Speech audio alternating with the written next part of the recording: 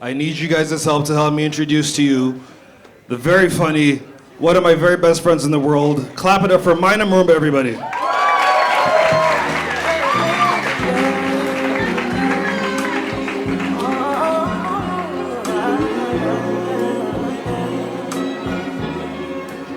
She said, take your time. Hello, hello. How you guys doing? You guys are good. That's a short story. Today I came here on a border, and I was going to pay my border guy, and I pull out my phone. I'm doing my M-Pesa, and I see the guy's name is Joseph Ruto.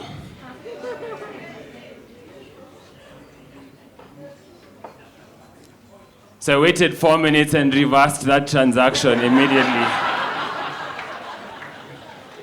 I'm not going to be sponsoring any Ruto-related anything. You think there's no parents calling their children Ruto? Any new baby is called Ruto? Can you imagine? Imagine a baby called Ruto. You're playing hide and seek with your homies. You abduct one of them. So you win the game, actually. That's the hide and seek world champion, you know.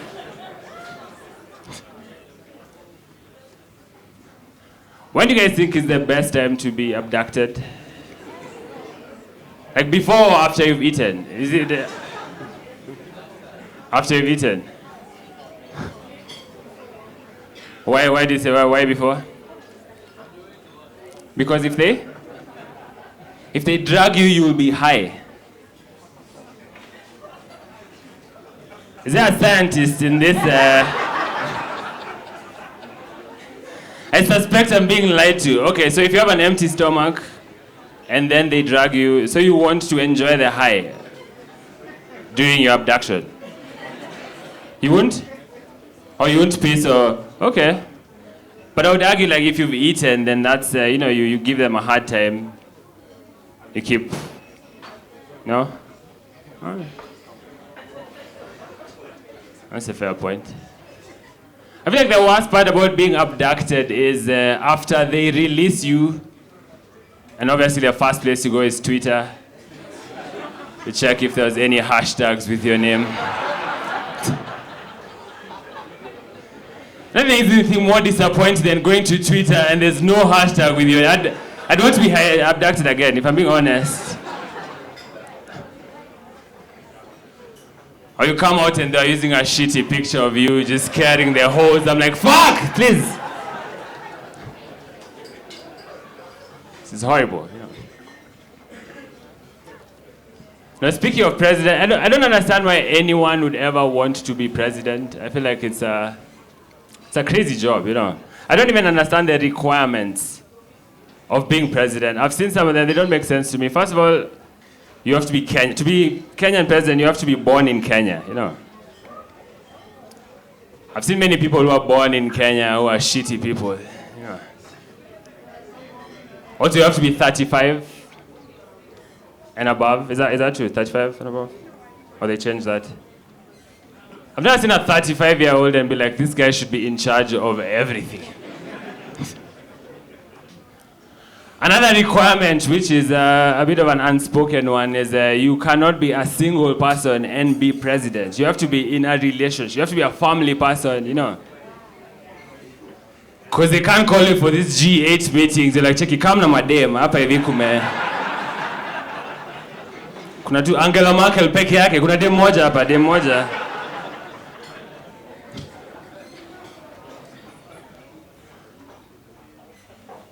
I like to see headlines like sometimes you'll see our leaders, you know, they've gone for a meeting where they're talking about national issues, you know. Closed door meeting, 4 hours. And they're talking about national unity, you know. I don't think I can talk about national unity for 4 hours. If that was me, that meeting would have been like 2.5 seconds. Like, Kenya should be united. Check stonde gecko kiasi. Kill the remainder of these 3.5 hours. Speaking of Kenyan presidents, Obama, you guys like Obama? No. It's not an Obama crowd. One of my favorite stories from the Obama presidency was a picture of a kid, a black kid, took a picture of the president and he was touching his hair. And the story was, it's an inspirational story of, he was happy to see someone who has hair exactly like him, who can be president. Yeah. Very heartwarming story. I want to see that kid there when he grows up and tries to run for president. And they're asking him, okay, Cheki, what's your plan to fix the economy? He's like, can you not see my hair? You're not seeing my... Yeah, that's a very strong joke, if I'm being honest. I believe in that joke very much. Sometimes when I'm writing jokes, I leave space for laughter and applause. I feel like you guys are not doing your part. It's a very one-sided relationship. It's okay.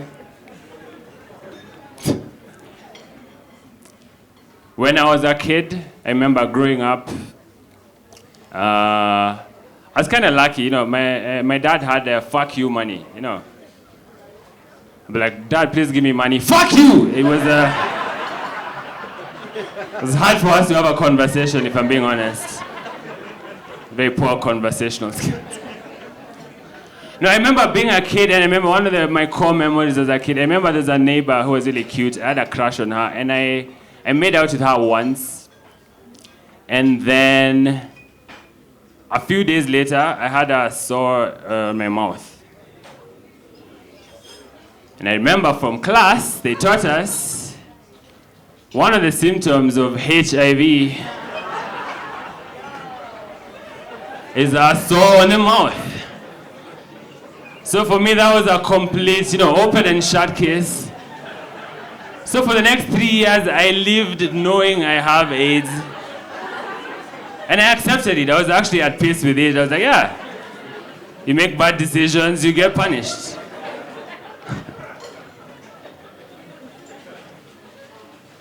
I think sex education was not very helpful, Or biology, Because they teach you all this stuff about, protection. I feel like sex education should be an arrow pointing to the G-spot. Check it, this is where the G-spot is. Because those images, like when I'm looking at a biology textbook, look at the woman's reproductive organs. You see the, how the picture looks. Can I recreate it? This is biology standard 6.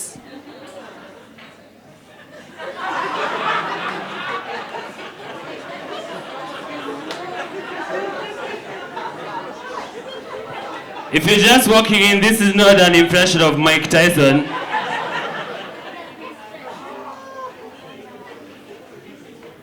This is the place where human life begins, It's very unfair. But I don't know about education. I hear a lot of people like to complain about 844. How many people did 844 here? Nice. How many people actually had an education? Yeah, I'm sorry. But one of the things people like to criticize the 844 about is about all the useless information that they taught us. And one they like to repeat a lot, they like to say, we were taught about the mitochondria. And what do they say about the mitochondria? It's a what?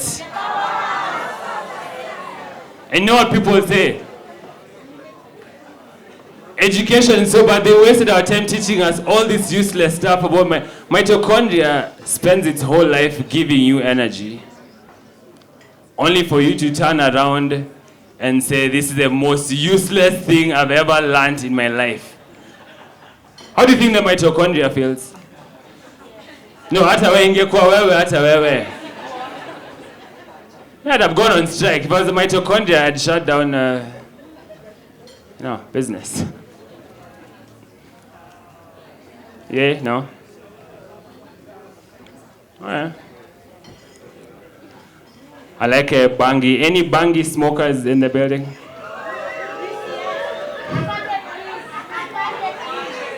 I'm known to be a snitch.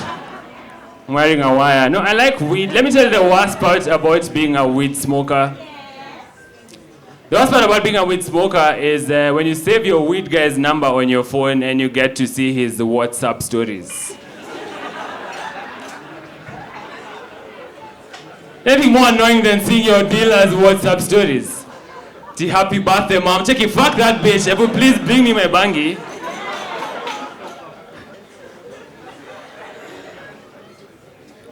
Okay, I found out I might be struggling with addiction. This is how I know I'm an addict. I think I found out I'm an addict because I get unreasonably angry anytime my dealer is late to bring me weed, you know. Like I text the dealer and say like, hey, I need some bangi, 30 minutes, like cool. After 30 minutes, you know, I don't have my bangi. And I get angry, I call him, I'm like, check it, kama una passion ya kuuza bangi. Check, nani kulazimisha ufanye hii kazi?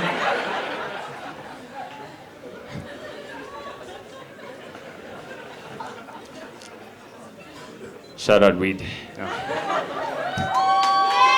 Oh, nice, okay.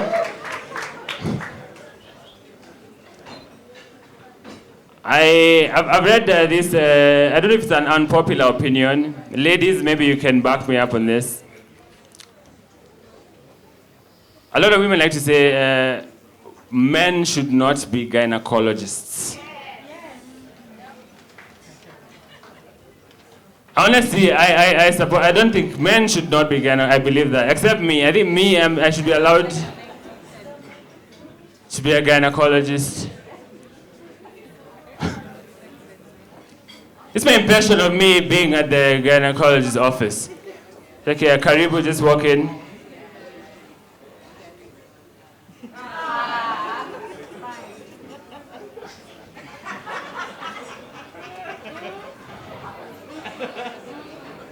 Then after, maybe I turn the vagina.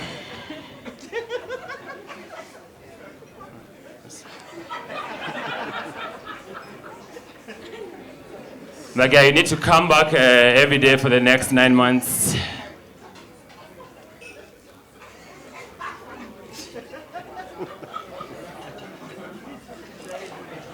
Who do you want looking at your vagina? Someone who has a passion for this job. Someone who wakes up every day thinking about vaginas. Or a woman who has zero interest, you know.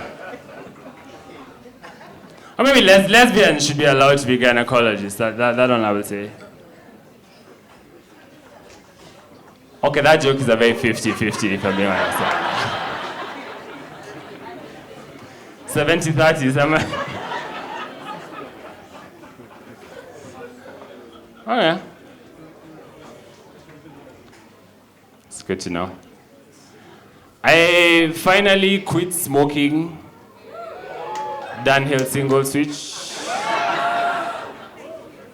I've graduated, I'm not smoking Embassy Kings. Yeah.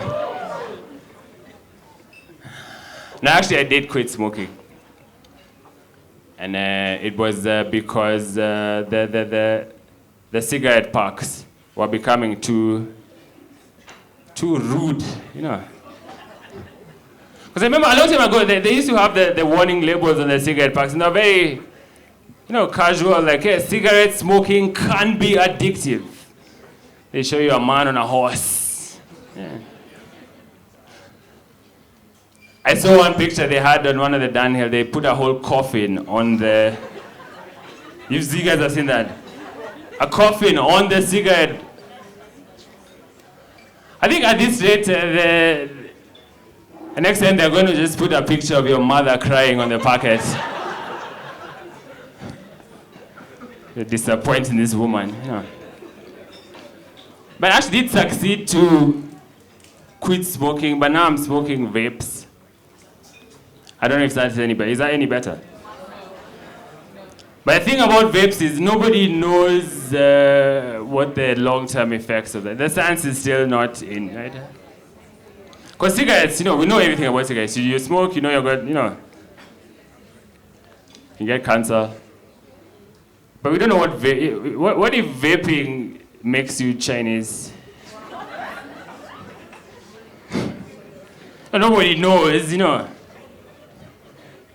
We've been smoking for like 15 years and then one day, Hon Dai Zai, Jesusi for Zantai.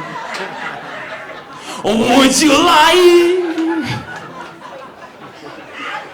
I'd quit immediately,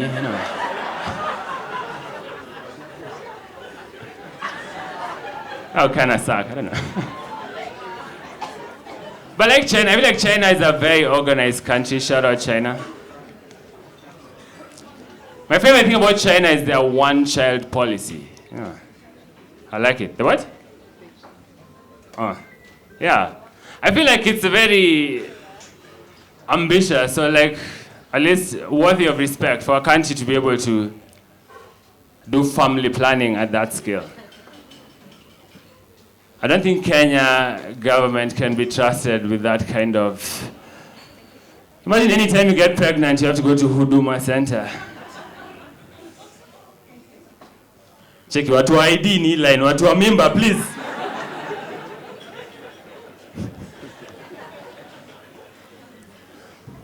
No, but I think China is one big red flag.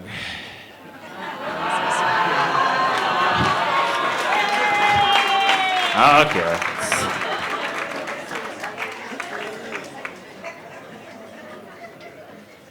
They helped us build our railway. Has anyone been on the SGR? Actually, fun fact about the SGR, I just found out. I was on the website trying to book a trip, a ride, what do you call it? And apparently an SGR is free for children under 3. Did you guys know that? 100% free. So if you have a small child trafficking business, it's a perfect time. Guys are saying this government is not creating an enabling environment. Like they're doing good. But the worst part about being in the SGR is there's a flag of China in every cabin. The Kenyan flag, Chinese flag. Hey, you guys have seen that, These guys lend you 800 billion and they will never let you forget. Use that opportunity to remind you every time. Any guys, thank you. This was my time. My name is Maina Murumba.